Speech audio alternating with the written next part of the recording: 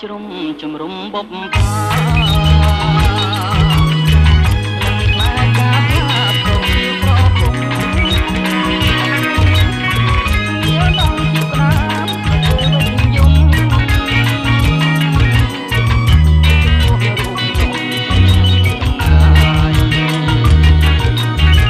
ស្រុករលៀបអ៊ីជាងាចំបា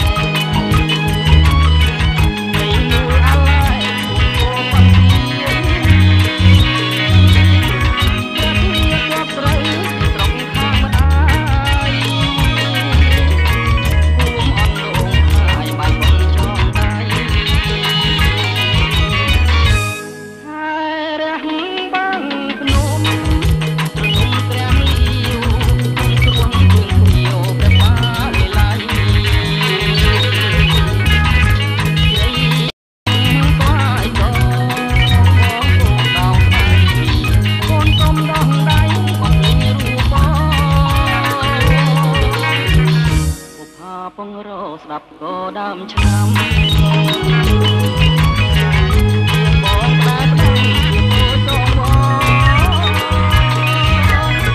អបតាបាំងស្លឹកលំដាច់ទាំងត្រង់សូមចិត្តមានផងបើនឹងទី